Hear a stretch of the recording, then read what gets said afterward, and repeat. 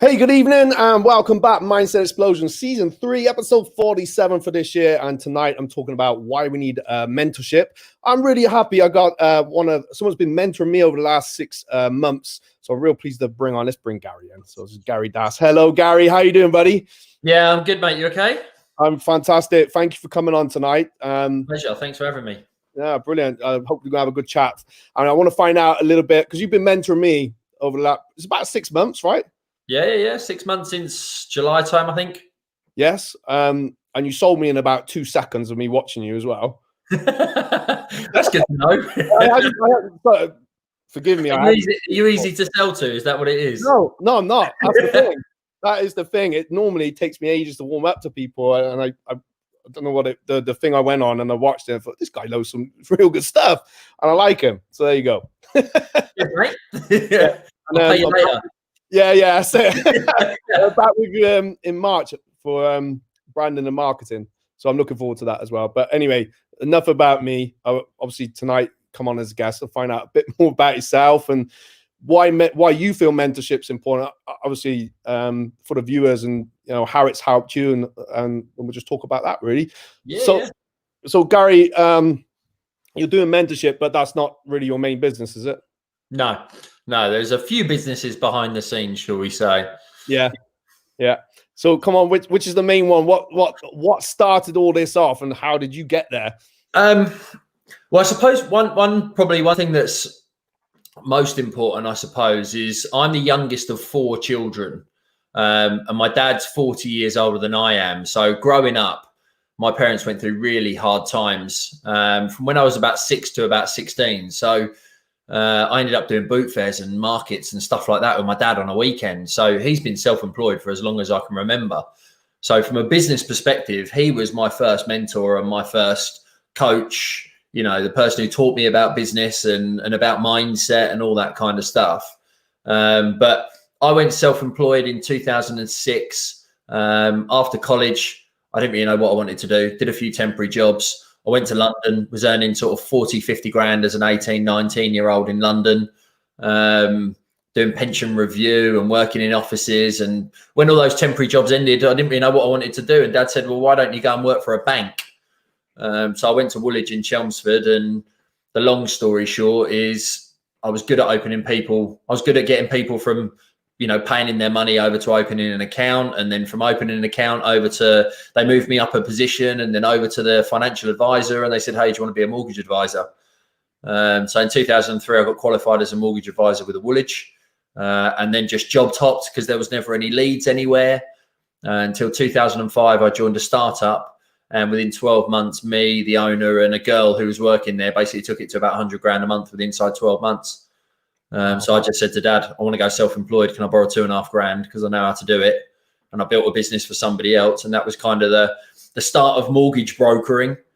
And yeah, that was kind of kicked off my self-employed journey, I suppose. And luckily, unlike most people, I was able to start with Dad as a mentor to tell me how to sort my accounts out and monitor the sales and push numbers and everything else throughout the whole sort of 2005 onwards.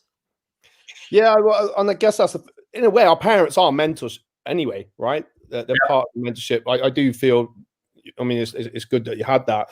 And of course, we need for kids, we need other role models anyway, which is why I do what I do. But so with that in mind, I didn't know all this, so this is quite interesting. So, but what, when you kind of thought, well, that's it, I'm going off on my own, like how was it like, that's it, I'm doing it? Was it like, I don't know, or how did you feel at the time? You just knew exactly that was it? I think the one thing I would say that I've got I got the best of both worlds with my parents. My dad's glass is always half full and he's Mr. Optimistic, never says a bad word, never pessimistic. Whereas my mum's completely the opposite. She's, Mrs. Pessimistic and quite negative in towards of, protecting the downside, shall we say. So I think from that point of view, it was like 2006. It was just a case of I'd built this business for somebody else, said to Dad, can I have 2.5 grand? I want to go self-employed. I'd actually agreed to purchase my first flat and exchanged on it and then I went self-employed a month later.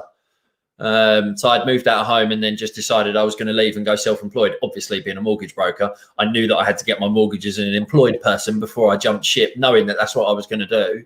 Yeah. But yeah, no, from there, I always knew that's what I wanted to do. I think it's kind of one of those things. I've got a never give up attitude. I know that I want to push myself hard. And I just think you've got to back yourself from a mindset perspective. You know, you've got to be all in. There's that saying, burn your boats. You know, you just have to. I don't believe in, you know, bad relationships or slagging off your old boss or anything at all on those kind of lines in terms of burn your boats, but you've got to go all in. No, there's got to be no kind of point of return. And as long as you have that, then that's the mindset is the one thing that always pushes you through and carries you on. Yeah, I'd agree with that actually. And it's quite a powerful thing to do because I think when you've got that toe in the water to go back, it's too easy because it's never easy starting out anyway on anything, you know, and you've evolved in quite a lot since then, really, haven't you? 100%. Yeah. After going self-employed in 2006 as a mortgage broker, my specialism was actually adverse credit back in those days, you know, people with bad credit. So when the credit crunch hit in 2008, 2009, that was my business gone in the space of a couple of days. So I pivoted and did life insurance, critical illness and income protection, which is something I'd always done anyway. Did that for 7 years, made loads of mistakes. I let my best mate buy into the business and bought him out 2 years later. We scaled too quickly and then I started all over again. And then I recruited really badly and started all over again and kind of third time lucky, 2012 until 2015, managed to build it to almost 7 figures. But built a business that I hated just because I didn't do any marketing. And I only had my dad as my mentor during that time, which is all well and good, but the mortgage industry is really different and works really different in the way in which it is. And I hadn't surrounded myself with other people from the same industry either. So it was kind of just going with what my dad and I thought were kind of the best things, you know, because if I had a question, I'd always kind of bounce it off of him. I didn't really have anyone else that I could bounce it off of. And my mate took me down a path, you know, a few paths that I didn't really want to go down, which is why I ended up buying him back out. But in 2015, I actually moved home as a company director and my bank turned around to me and said, no, you can't move because you've left your money in the business and haven't withdrawn it as dividends. So I, being a bit of a dog with a bone and kind of having that, well, there must be another way because I left all my profit in the business. We actually had our best year financially in 2015. I just made the decision that I would downsize my team. Well, when I managed to find a mortgage in the July, we moved into our house in the October, which we're now in. And then by the end of the year, I downsized from 13 to 3 and January 16 started all over again with a niche of self-employed mortgages. And the thing that changed massively was I started investing in marketing, learning business, mentors, coaching, training, education. I've now spent nearly 200 grand on training coaches, mentors since 2016. But the reverse on that is 2 businesses, which are nearly 1.6 million, I suppose, you know, and that's the investment. I see it as an investment, not a cost. Yeah, I think that's a crucial thing to say, really, because I know when I was first looking out mentors years back, it was that bit of getting your head around it. You know, it's going to cost tens of thousands to get some, you know, something that's really good. And you can be struggling a little bit. I was a little bit of a struggle then. And I was like, I'm just doing it. And it was the best thing I ever did. 100%. Yeah. And so, but how did you, so in what point did you think, right, I said, I'm going to get some different mentorship? What was it just that you kind of felt I need to grow this now? And how did you go out and seek them, really? Yeah. So 2015, up until that point, I built the business buying in clients from the likes of Money Supermarket and third-party companies. At my peak in 2015, I was spending £20,000 a month on really shit quality leads, basically. I hope I can swear. Oops. Poor quality leads. You know, I was spending 20 grand a month and I was back to work 3 days after my first daughter was born. I felt trapped. I felt like I was constantly worrying about cash flow and sales and all of that kind of stuff because it was just like a trap. And when I started all over again with this niche of self-employed, the first thing I did was started learning marketing. Then I seeked out business and found Key Person of Influence by Daniel Priestley. If you've not read that book, then I'd recommend it. Dan's now a client, really good friend. I was WhatsApping him, funnily enough, last week. He helped me write my book, The Self-Employed Mortgage Guide. And then it just kind of progressed from there in the sense of, going to a property event in 2017 at Peterborough for Progressive and seeing Rob Moore, and then, sort of realizing that actually property is quite a good circle for me to be in, being a mortgage broker. And then I invested in Rob's mastermind, and, then Rob did a social media course, and I've used video and social media and marketing to generate inquiries for my business. And then I attended his course, and now I teach and train social media for Progressive, as well as because of my social media efforts, I've got 150 online mentees in the financial services space that I now mentor, just because I think kind of the things that actually someone posted in a group today about mentors, and through the little bit that I said one of the key things I think with mentors is finding a mentor. The perception is you don't have to pay for them. There's someone who's got loads of experience in an industry, or they're kind of, maybe 70, 80 years old, and they're at the end of their rope, but they've kind of been there and done it and everything else.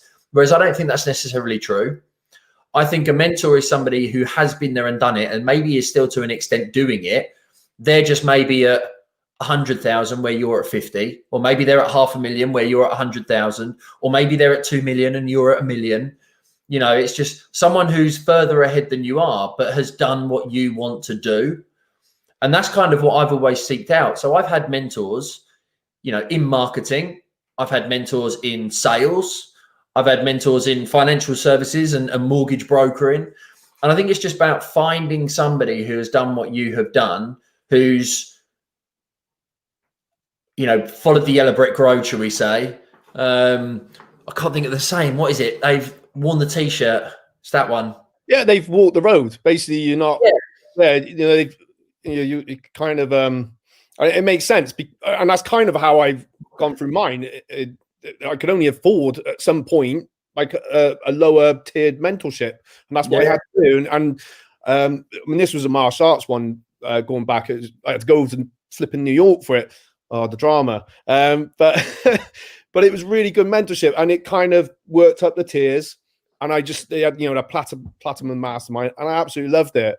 And my goal, right, I'm getting on that, and it was great. And this is where I got to this year. Is like I kind of wanted to step away from that, and that's why I joined up yours. I wanted to kind of really meet people from different businesses and get a different perspective. And of course, as you know, I got about 100 million goals and things I want to do other than what I am doing, and find a way for me to give back. So yeah, it makes total sense, because someone's only going to get you so far. And as a coach myself, martial arts, my goal is that person I teach has got to be better than me.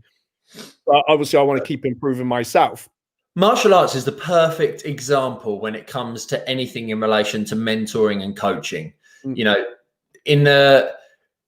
one of the person who I was in the conversation with on the group earlier in this bit, I said he was like, do you think it has to be someone from your industry or and I said, yes, because otherwise they're just a coach. You can learn from people from other industries. You and I, you're not a financial services person. I am, but you're in a service-based job, and I've used social media to generate inquiries and to build up a coaching group and everything else. And there's still things you can learn from me and all that sort of stuff. But if you wanted to build a martial arts business, the person who's going to show you how to do that is going to be a person who's built a martial arts business.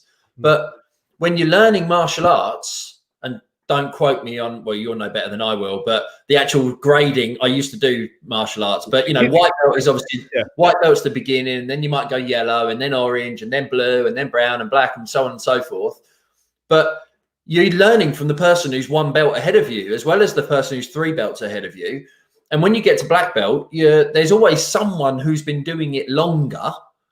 And that's just what you do. You progress as other people progress. And actually, one of the best things I think about mentoring is not just about hanging around with people or not just learning from those that are further ahead, but actually the conversations that you have with people at the same level, as well as the knowledge that you pass on. You know, what is it in Alcoholics Anonymous, one of the things, the final step is actually helping someone else to overcome their alcohol addiction. And it's the same in mentorship. You become better as a mentor when you mentor someone else, as well as, you know, someone who's mentoring you. So, well, it's that saying is, you teach once, you learn twice.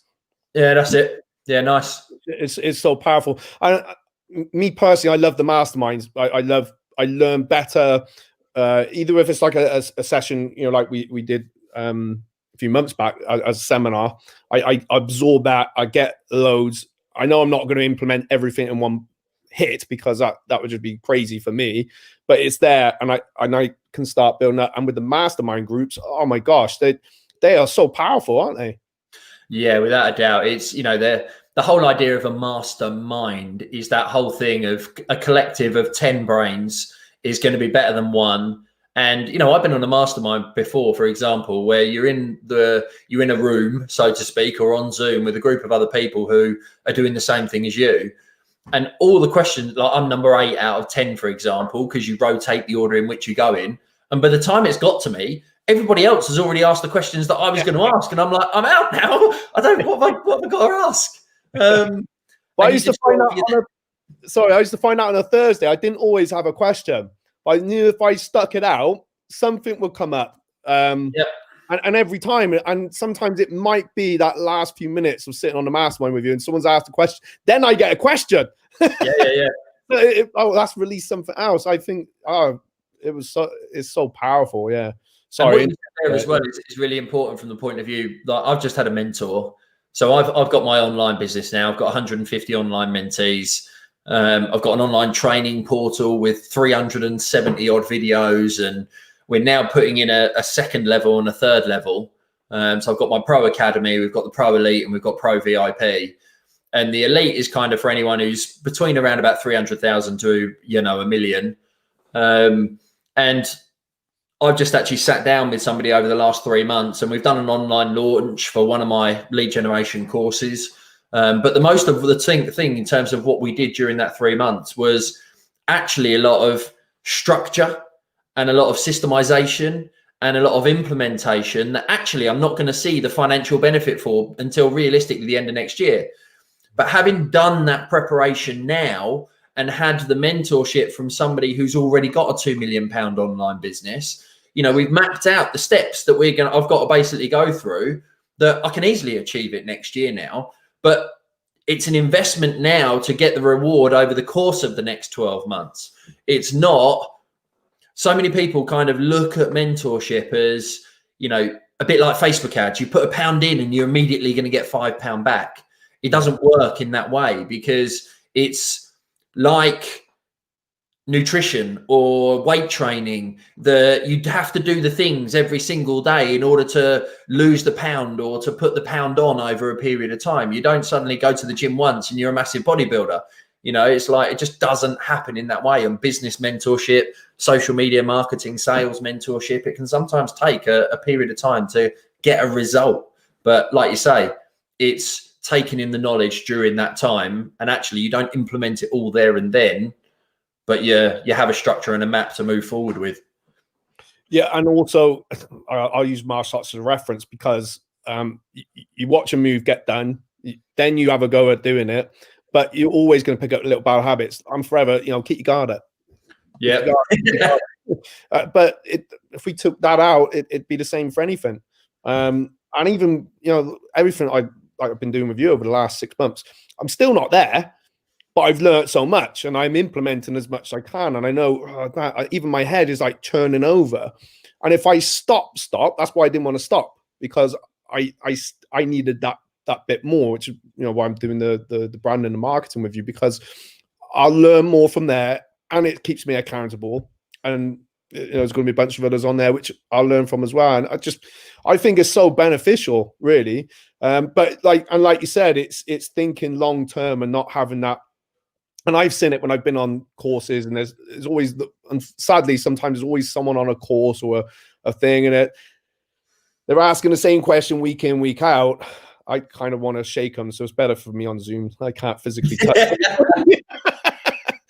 No, I'm with you. Funnily enough, I said that to my wife earlier. It's I don't get the mentality in that respect because it's not the way I'm wired, and clearly you're not either. But in a training and mentoring kind of space, everyone has got, everybody works at different paces. I know that I'm 150 miles an hour and I want to implement everything yesterday, but not everybody's like that. And where it might take me 2 weeks, it might take someone else 2 years.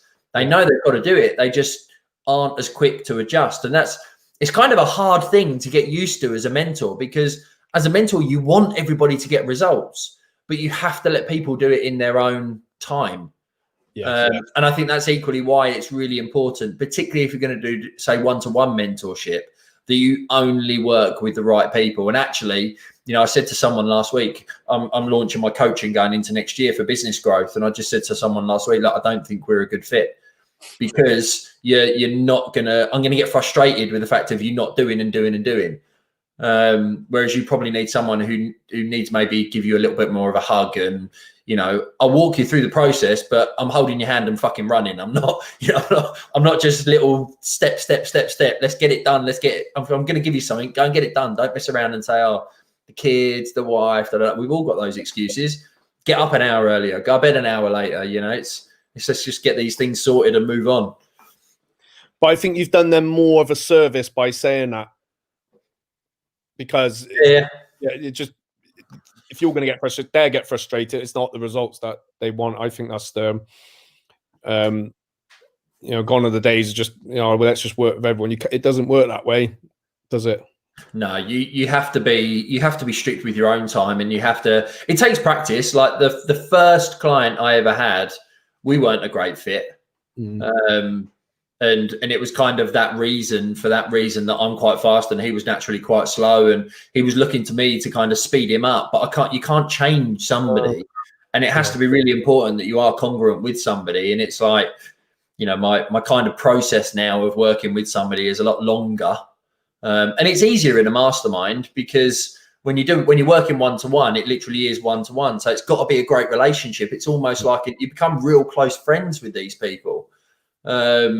And it's like you're almost like a non-executive director, part of their business, helping them get the result. And where it's a group, it doesn't have to be so intense, because there's more, more heads in there. But yeah, I like both. I like working one-to-one. I like being part of a mastermind. And it's just great being around like-minded people. I think that's the key thing. Do you feel that when you sort out, so when you were first part of a mastermind as well, how did that, obviously you got the mentorship, but being in that group, how did that also elevate? Because it does elevate you up. Oh, that's people, yeah.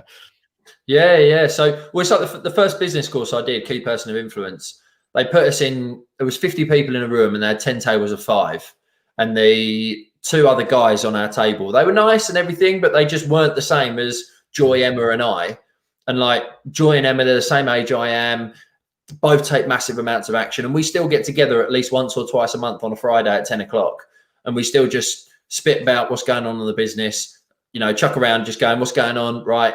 How can you do this? I need some questions with that. We've got a little WhatsApp group that we still just bust around. And that's nearly 5 years now.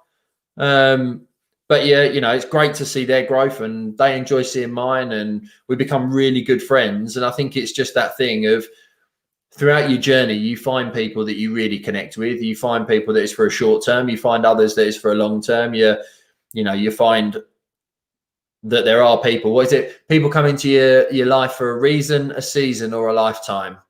And I think that's so true. And I think the other 2 guys who were in our group, awesome guys. They were there as part of the course. They helped us through that point, but they're just not there for the term of business growth. No, it's like similar thing actually. It's like leaves on a tree. So your life for life or anything really. So some of the leaves, some of the branches, some of your roots, the core roots, and they will be there. And I think I think you've hit a key point there, is some of the everlasting relationships, because you obviously keep each other accountable within your own way. And again, it is that having that like-minded people around. And it does. I know you're quite competitive, I was just thinking that. I was just thinking along those lines as well. Yeah, yeah. But I think it's healthy competition. I love that. He was originally my boss. He was a world champion for 10 years, and before I bought out the bit I was running for him, basically. But that mindset just carried over, and it was always about healthy competition. Not I'm better than you. It's like, well, I'm doing this now. All right, what? Show me how you did that. So you help each other, and you're just constantly building your towers higher and higher and higher. And I love that kind of training. I love that kind of thought process, basically. Definitely. And I was literally, as you were saying that, I was thinking about it as well. It's like there is that competitive nature between Joy, Emma, and I in terms of, right, what are you up to now? I've just got 2 new coaching clients and they're paying me X, and you're like, okay, I'm going to go do a similar thing. Right, how did you do it? What are you doing? Right, an hour and a half, quite a couple of times a month. Could I fit that in? Yeah, I could probably fit that in. Yeah, and then you just start bouncing off of each other. But I think it's that thing of when you look at the world's best performing sports teams or the world's best athletes, they'll have a nutritionist, they'll have a strength and conditioning coach, they'll have an endurance coach. There's different specialisms in different areas, but equally, I've recently got into kind of CrossFit training as a method, and there's Tia Toomey and Matt, whatever his name is, but they're best out of the men and women, and they train together. So it's like, of course, they're going to be number ones because they're like best mates. They train together. They're competitive against each other, even though they're, in different sets, and they're, she's competing against the women. He's competing against the men. They both want to win. And it's almost like that competitive nature, almost like being in different industries, doing the same kind of thing, but in different industries. And it just is competition, and it's healthy and it's fun. And you learn through what someone else is doing, and the mistake. And equally, the whole advantage I find of masterminds is you learn vicariously through the mistakes of what somebody else has done. That's why I wanted to become a coach and a mentor, was because for 10 years, I learned how to build a business successfully the wrong way, the hard way, the difficult way. And I knew in 2016, 2017 that I wanted to stop any other financial services professional doing that. And I equally don't want people to waste their time on social media or not understanding branding and marketing, because the main thing that builds a business is more leads. So if you can drive more leads into the business, then everything else becomes easier. So yes, it's definitely that nature of competition, but it's equally learning what not to do is probably one of the most important things of mentorship. I totally agree with that. And I think obviously our main business is so different, but it all comes down to the same thing. You need people coming in, even if I've got a shop. A lead is just a customer that comes to the shop at the end of the day, isn't it? Yeah. Or if, like you said, your wife's a hairdresser, it's the same thing. A lead is someone that's seeking you out. And I think it was all great me knowing how to teach and doing martial arts, but it was, and I was quite privileged. I had to do a lot of marketing anyway, but back then we didn't have the internet. I just go out on the street and I literally had to bow to people, Gary. Yeah, me too, mate. I did door knocking. Yeah, but again, I feel I learned lots then, thought I knew it all, then started it by myself. Well, I kind of took it over, where I was based, where the place I was running and built up. And it was, oh my God, now I gotta, I think if I hadn't sought out some mentors, there would have been, it would just plodded along. Whereas I can't plod along. I don't know if you worked out, I get twitchy and bored. Yeah. And it is like that little injection, like you can be feeling it, particularly at the moment, not to keep this as evergreen as possible, but we've all been through Corona and COVID, and being stuck within the same 4 walls. As much as we love our families, we're not seeing as many other people. Your life has become virtual rather than becoming reality. You just want to give somebody a hug and a handshake and a fist bump and, whatever. But it's that whole thing of actually when you're having a bit of a shit month and you may be feeling a bit down and your ideas aren't necessarily flowing, being able to change your environment and just get into a room of people who are all inspired, or maybe all even feeling the same bit of the same kind of feeling, but you leave the session feeling motivated, feeling inspired with a million different ideas because you've heard everybody else's stories. And actually, probably one of the biggest things for me, actually, thinking about it from mentorship and from masterminds was, for example, Rob Moore's a £20 million a year business owner. When I first read his book in 2016, it was like kind of putting him on a pedestal to agree. It's like, my God, you've got 70 staff plus outsourcers, which puts you over 100 odd. You're £20 million a year business. Crikey, I'm approaching $1 million kind of thing. And then actually you get into a room and you sit in his house, in his front room, doing a mastermind, and you're like, you're actually just a normal human who has the same kind of problems. They're probably just a bit bigger because you've got more people. Yeah. You know, it's the same thing. I'm having a problem with my PA. He's just having a problem with the whole team.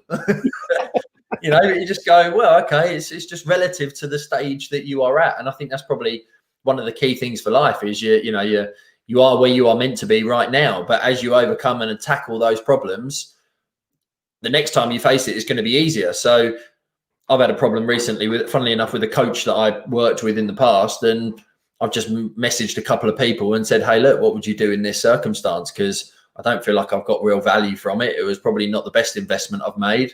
I didn't really learn very much.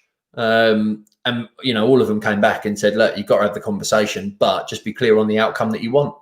Yeah. You know, do you want your money back? Do you want more time with them? Do you know, what is the reason you want to say something, and just kind of bullet point it out so it's all nice and clear? Because as a coach and a mentor, my brain goes, well, if I hadn't done a good job for somebody, I'd want them to tell me, because how can I get better? And how can I get better? And how can I learn?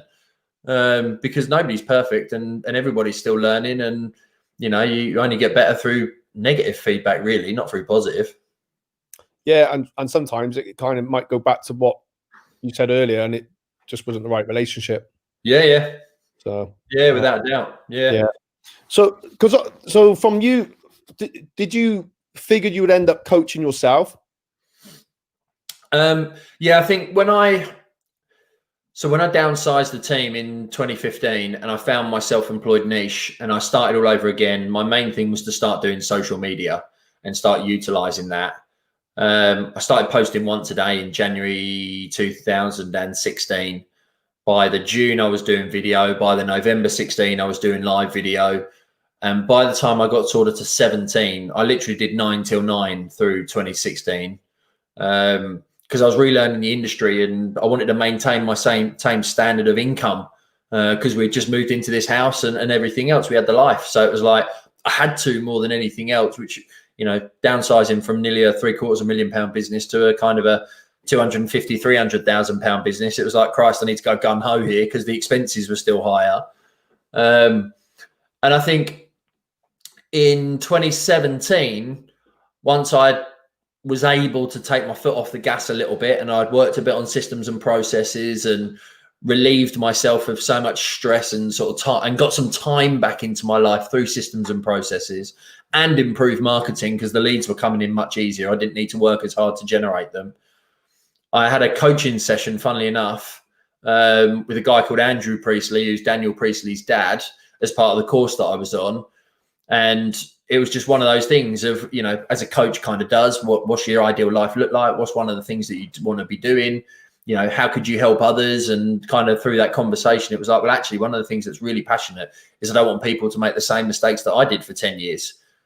I don't want people to learn the hard way, you know, because I didn't have coaches and mentors and no one kind of showed me a better path. And then that was maybe early 2017. And then through the social media efforts by 2019, I launched my own coaching and mentoring from that point. So it's, you know, whole law of attraction kind of thing. Once you kind of think it, you just have to keep a sort of a bit of an eye on it, and it will come round eventually if you really want it to. Yeah. Because I noticed on when you've done some of the free coaching that you do, because obviously you got your paid stuff, which makes sense because you got so much out of that, you know, the mastermind group I was in, and I think one of the things that did attract me to that was the free session you did. You gave so much. gave Too much, well, because I signed up. So my thought process around anything, and a lot of people say, or I've had it before, where some people, you go to an event and they don't give you any value at all. Mm-hmm. Whereas I would rather say, look, this is how I do it. This is what I've done. And if you want to get there in the 100 meters, then I'm the person to help you get there. If you want to treat it more like a marathon and, go through the 800 meters, then go and do it yourself and make the mistakes that I did and go the hard way and the long way.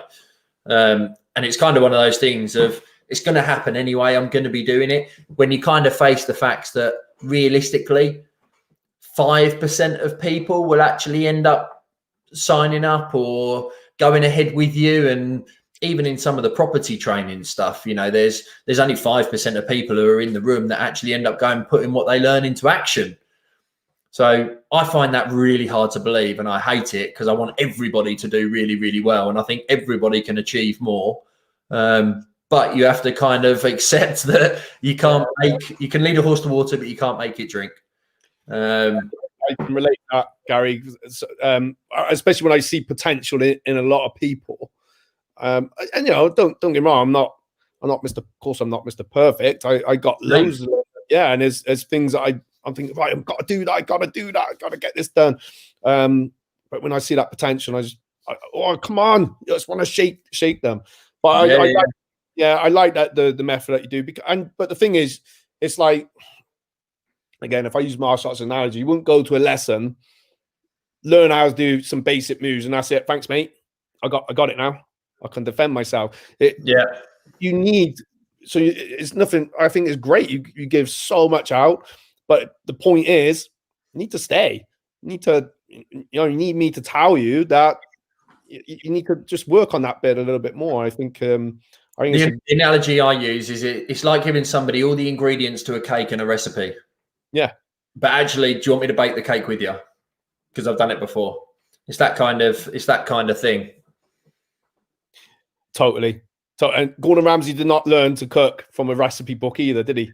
Yeah, exactly. If he did it, he's done well. If he did. But yeah, you're right. I'm far from perfect. I spent a lot of this weekend.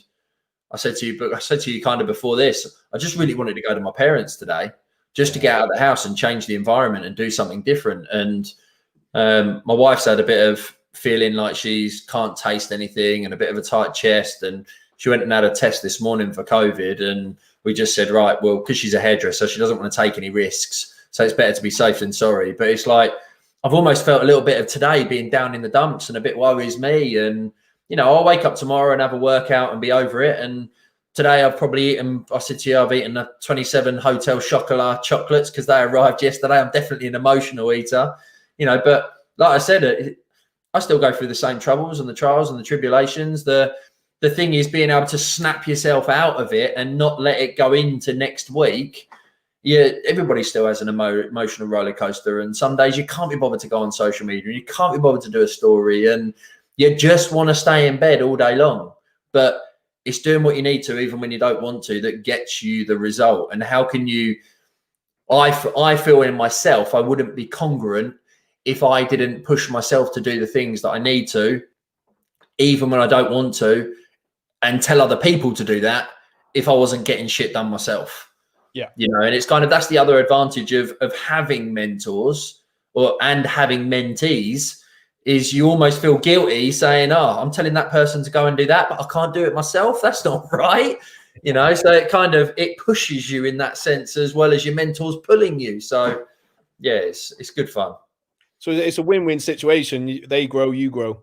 Yeah, exactly that. Exactly that. It's, the whole idea is almost like you've seen that. There's always those images going around where there's kind of one guy at the top and then a few people down on the bottom holding the rope. It's like that, isn't it? Yeah. There's always someone higher up who's pulling the rope. Yeah, and that's the good thing.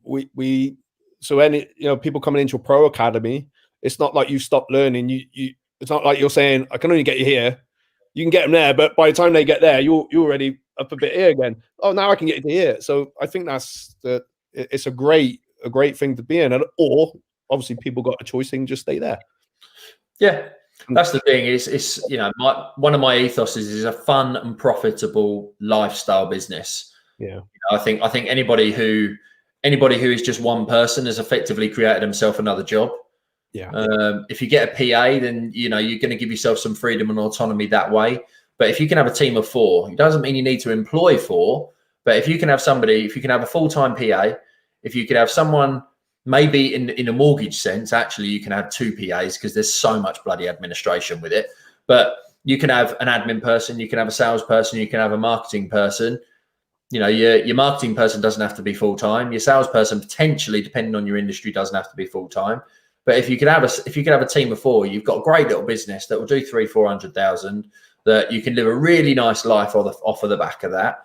You can have a lot of fun. You can do whatever you want, whenever you want. You can go on holiday without having to worry too much. As long as you enjoy and love what you're doing, then it should be pretty cool thereafter. If you want to go to 10, then realistically, the principles are exactly the same. You just have to double everything.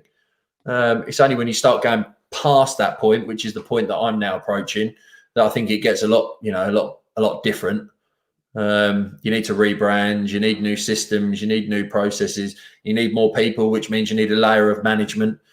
But even then, it's like I'm now mentoring my manager, who's now mentoring my 9 advisors, and then now we're taking on a load of administrators into the office. So it's kind of even in your own business, you have the mentorship side of things to pass on because you focus on higher things as the business grows and move up.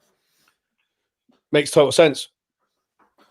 Yeah, makes total sense. So what's the plan? Is that stuff where you're saying where you are now? Then is that you are like on a curve? Is that what's going to be happening next year, or is it over the next 5 years? Or this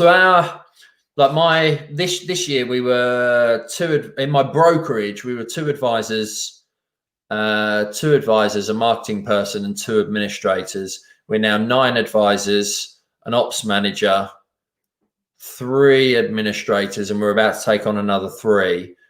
And then and in order to get to the next phase of growth, I'm doing all the strategic systems, new system, new website, new marketing, to rebrand the business to go to the next level. Then Andrew will basically takes on all the responsibility of the advisors. So we'll double our advisory team next year. And we'll put new systems in, which, we should realistically double next year is kind of our goal. And then on the pro side of things, which is my coaching and mentoring stuff for financial services professionals, I'm 150 online mentees. And then I've now launched kind of the Pro Elite, which is my mastermind for building your business, which, I'm going to try and I want a group of 10. Yeah. So I think 10's a good number. I think anything more than that, and people don't get sufficient time together. And I think it will change when we get back to face, but we all have to adapt to the world that we now live in. So, as part of my academy, we do training, we do a guest expert training, we do loads of Q&A around that specific topic. But then as part of the elite thing, you get the mastermind on top of that. So you then get the opportunity to ask specific questions relating to your business and your stage of growth and where you're at. So that should fast track people's success over the course of the next 12 months through their business growth. So probably my biggest year planned. So it should be quite fun, I hope. No, it will. That'd be good. I'm like, ooh. Number, I think you're right. I think 10. I would struggle with more than that, but I guess in a couple of years, you're going to have a team that's going to be running that for you. So, well, I think the way I'd like to run the kind of the Pro Elite side of things is I would actually like to do, say in January, for example, I would like to get, say 50 people in a room and do 2 days of teaching with kind of maybe almost like a day and a half of teaching. And then break those 50 people into, 5 tables of 10, and then do a mastermind for kind of 3 hours on the second day, and set the goals and ask any questions and kind of close those 2 days off. And then in February and March, do coaching calls individually with everybody.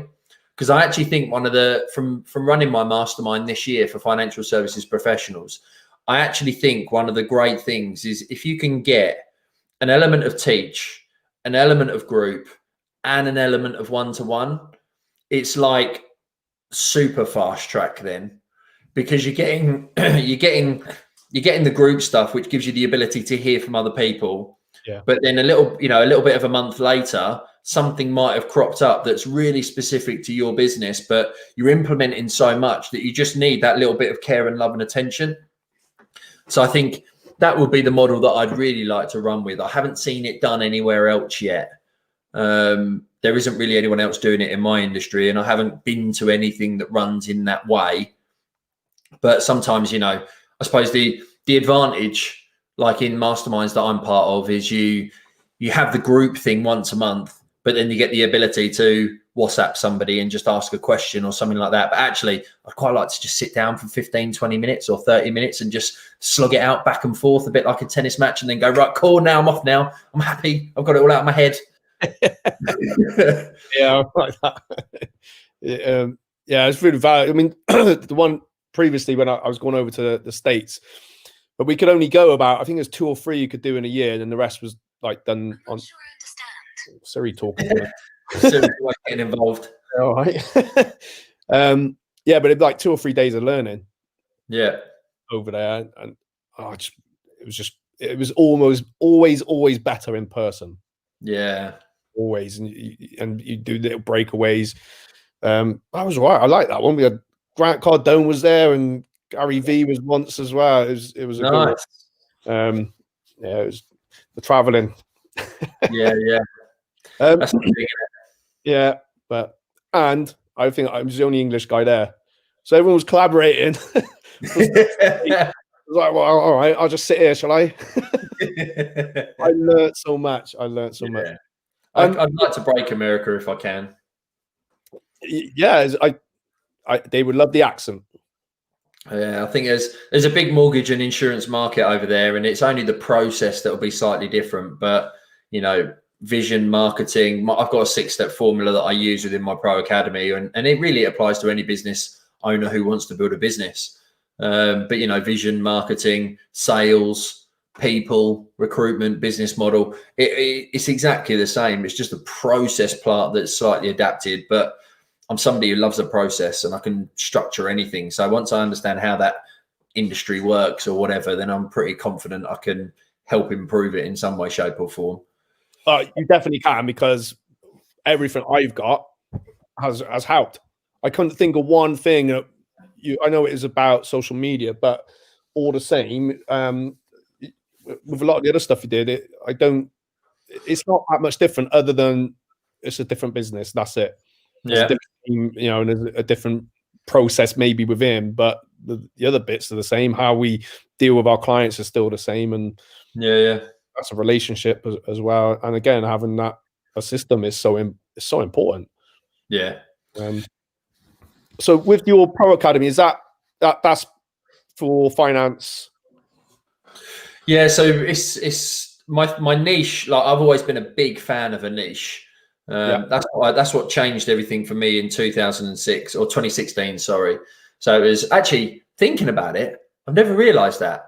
But actually, when I went self-employed in 2006, my niche then was adverse credit. That was all I used to do. Although I was only buying adverse credit leads, and the business that I built for somebody else was adverse credit. So actually, my whole mortgage brokering, my whole self-employed life has been a niche, really. It was only the 7 years of building the insurance brokerage that wasn't, which was the 7 years that I didn't enjoy particularly. So I think my niche, the Pro Academy, is IFAs, mortgage brokers, insurance advisors, will writers, accountants, bookkeepers, anyone kind of in that financial space. But really, everything applies to service-based business owners. I've never been in a product-based business, although saying that, in the last 18 months, I've sold courses online, in both lead generation, in being a mortgage advisor, in my academy. So I have sold a product, even though it's a course, I suppose. It's probably the similar method. But yeah, I'm one of those that I think having a niche and a specific target market, like from your perspective, it's helping martial artists to market and build their business is something that you can easily stand out for, and you can easily help a lot of people do it, because there isn't that many people. It's much better to, I think, mentor and teach and coach what you've already done in your particular niche, rather than trying to branch out. And it's only when you've kind of really made a name for yourself in your industry that actually I think you can go farther and wider. Unless, I can think of there's a guy called Peng Joon who's massive in like video, and he's only young. He's got an 8-figure business. He's only young. He does everything from that perspective around video, around video marketing, around lead generation, utilizing video, around producing better video. It's basically everything that he kind of talks about.